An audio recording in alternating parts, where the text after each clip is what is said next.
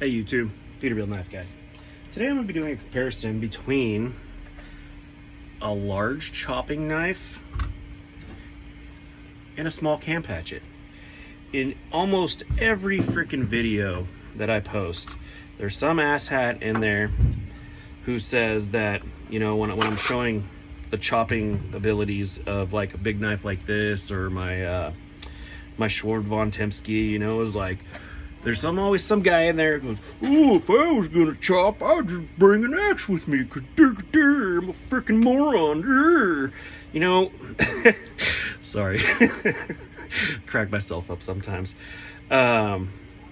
These definitely both serve a purpose, but sometimes you just don't have this. And this, in my opinion, serves way less purposes than this. You could use this one as a machete. You can use it to process wood. You can use it to gut a fish. You can use it to skin a deer. You're a little limited on this one too. Also, yeah, it's just, and honestly, they're heavier. You know, even a small axe is heavier than a nice big knife. And, you know, maybe, and we're gonna find this out today, and it may be the case, that this knife this axe will outdo this knife. But is it worth bringing one big knife or an axe and a smaller knife? I don't know. We'll find out. But I still, in my opinion, I would prefer this. I have more hatchets than I care to admit about. But yeah. And just to show you that this thing is sharp, because I put the old Peterbilt Knife Guy edge on it. For an axe or a little camp hatchet, this happens to be a still model. It is sharper than most axes are. I guarantee if you go out into Grandpappy's shed and grab one of his axes, it ain't gonna do this. So, in my opinion, that there's a fair comparison between a knife that could also do this. So, we'll get the stump of truth out and go from there. All right, here we are at the stump of truth. Now, I don't know if this is a good idea to be doing this in my shed, but we're gonna do it in the shed. We got the still axe and the SD Junglist. And what we're gonna be cutting is these small sections of 2x4s. And I know I said 2x4s suck for frickin' baton tests. Yes, but cutting cross grain, I think it's fair. Sorry, had to readjust the camera. All right, let's get a baseline with this guy here. This thing's sharp.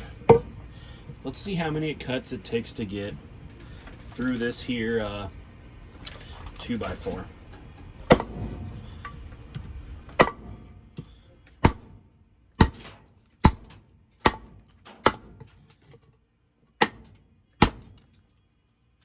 Safety third glasses.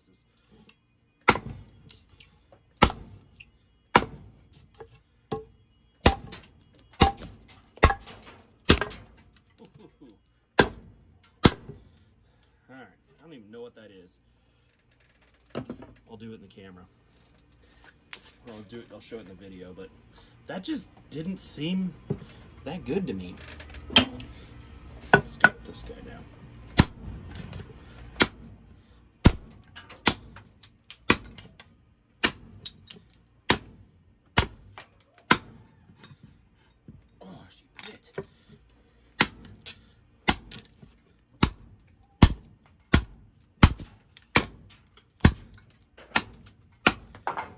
Man, with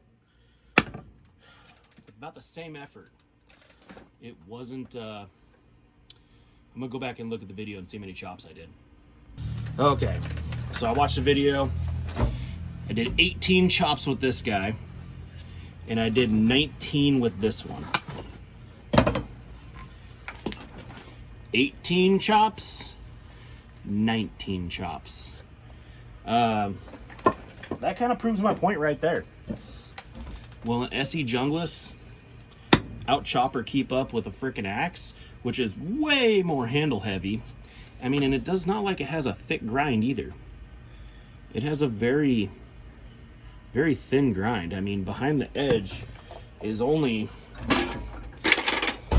let's see, or not even behind the edge, but let's just say, so about 3/4 of an inch away from the edge, it's 3/16.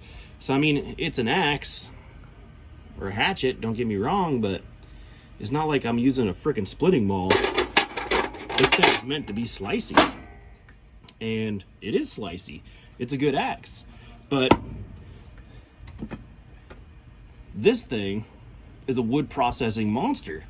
And maybe for camp tasks, be honest with you, this is not going to split anything better than this will. And I can say that because I've owned these both for a very long time. I have used this one. This one lives on my quad. It's permanently strapped to my quad. But you know what? When I go camping, I also put this one on my quad. And when I need to chop something, I grab this one. But if this one was more convenient, don't you think I would grab this one? I don't know. So for all you guys out there who just are against big knives because, you'd rather carry a pocket knife and an axe, I don't get it. I don't get it. But anyways, thank you for watching.